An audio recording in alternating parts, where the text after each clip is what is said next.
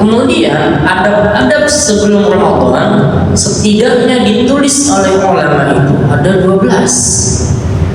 Ada 12. Ini sebetulnya bisa terbagi sebetulnya. Cuma benar cuma artinya satu itu kita bahas deh. Yang pertama, tashihun niyyah. Adab yang dilakukan adalah tashihun niyyah, meluruskan niat. Tashihun niyyah, meluruskan niat.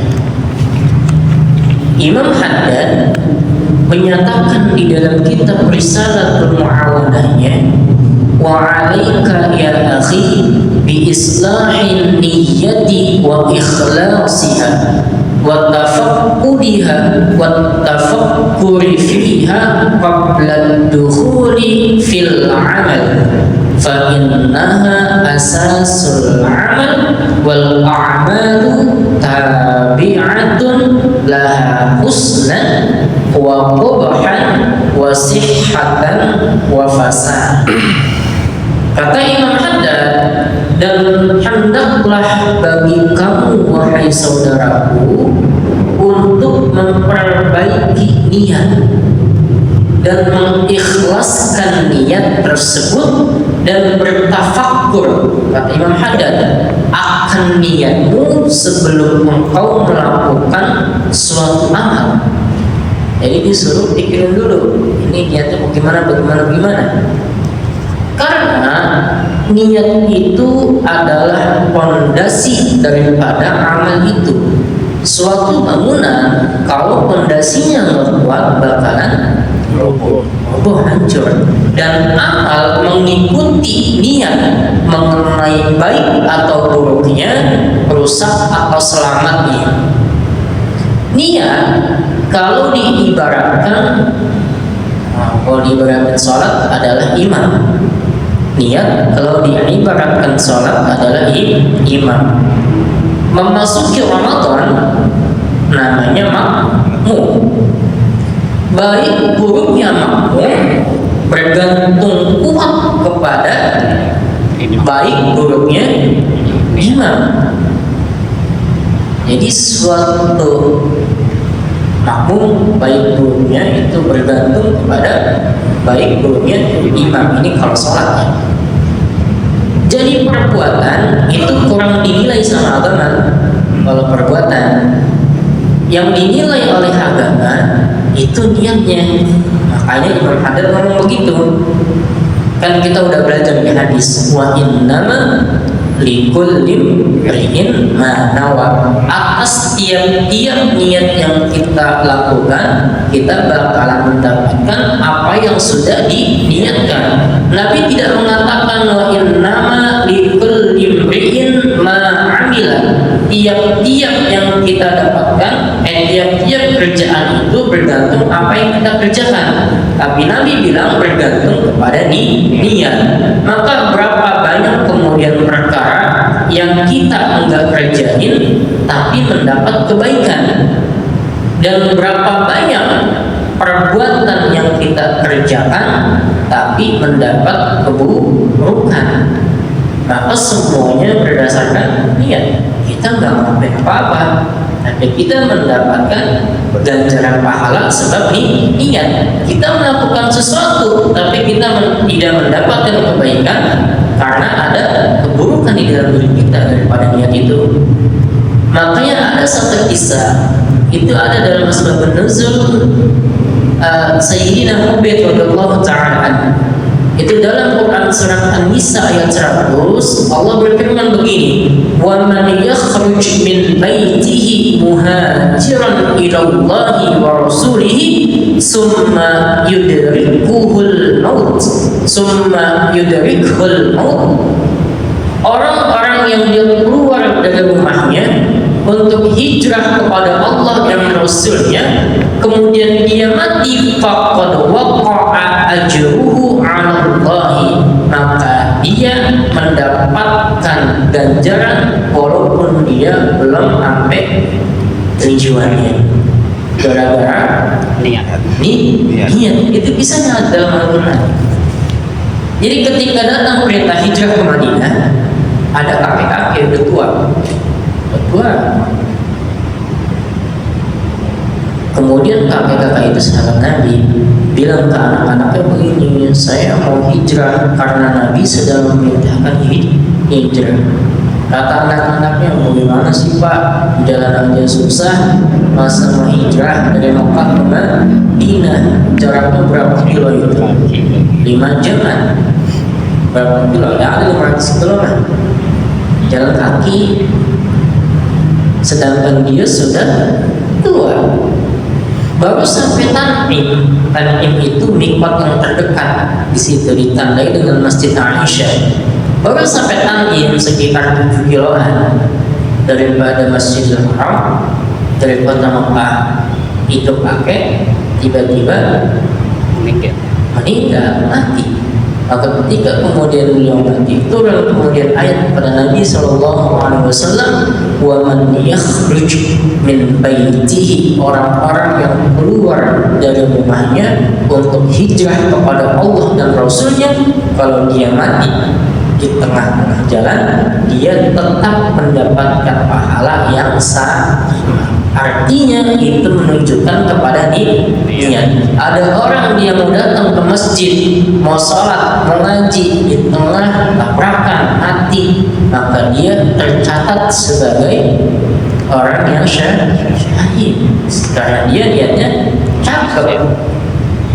Ada dia datang udah nyampe di masjid tapi kagak pakai niat, cuma maka harus ada niat. Maka dalam hadis Bukhari kemudian Rasulullah bersabda, "Izal taqal muslimani bisayfayhima faqatala ahaduhuma sahibuhu fal qatil wal maqtul fil nar." Qila ya Rasulullah, hadzal qatil fama ba'dul maqtul? Qala Rasulullah, innahu kana harisan ala qatl sahibi. Kata Nabi, apabila ada 2 orang muslim yang saling berhadapan, berantem, main bacok-bacokan, salah satunya ada yang terbunuh, maka kata Nabi yang membunuh itu masuk ke neraka. Kata sahabat Nabi, itu mah kita udah tahu. Bagaimana kalau yang dibunuh ini? Bagaimana kalau dibunuh? Kata Nabi, sama aja. Sebab ia juga berkeinginan kuat untuk membunuh lawannya. Artinya apa? Yang kebunuh dia nggak sempat membunuh lawannya, tapi di dalam hatinya ada apa? Ada niat buat membunuh. Maka dicatat oleh Allah sama-sama aja, dua-duanya baik yang membunuh atau tidak dicatat dia dimasukkan ke dalam neraka. Maka kita perlu niat untuk menyambut bulan Ramadan. Ada satu peringatan yang Nabi katakan kepada kita semuanya selaku umatnya, kam min shaimin laisa lahu min siyamihi illal ju'. Berapa banyak orang yang berpuasa tapi tidak mendapatkan ganjaran pahala puasa, yang dia dapatkan cuma lapar doang, nahan lagi. Wa kam min qa'imin laisa lahu min qiyamihi illa as-sahar. Berapa banyak orang yang dia melaksanakan sholat malam tapi tidak mendapatkan apa-apa kecuali yang dia dapatkan hanya begadangnya doang, tapi ganjarannya tidak. Sebab tidak ada fondasi yang kuat di dalam dirinya, yaitu niat. Banyak orang yang cuma merubah schedule makan doang dalam formalitas puasa begitu. Yang tadinya makan pagi, dia makan pagi.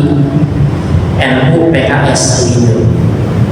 NU PKS nasi uduk plus ketupat sayur gitu. Dirubah jadwal mah NU PKS nasi uduk plus ketupat sayur. Diubah ke malam. Yang siang diubah juga. Jadi cuma merubah jadwal makan. Makanya Imam Haddad mengatakan, wali salihin niyatikum mutawakhiyan wa mustaqsiran minha ar-rakibi khasyatah. Dan hendaknya kalian itu mengarahkan amal kepada niat-niat yang cakep, yang saleh, yang baik, dan bersungguh-sungguh di dalam niat itu untuk menujunya, maka kemudian memperbanyaknya serta mengawasi amal itu dengan rasa takut kepada Allah Subhanahu wa Ta'ala. Jangan sampai amal yang kita lakukan hilang sebab niatnya salah. Istri daripada Harun ar-Rasyid, beliau itu sangat luar biasa membangun fasilitas manusia agar bisa lebih cepat untuk haji.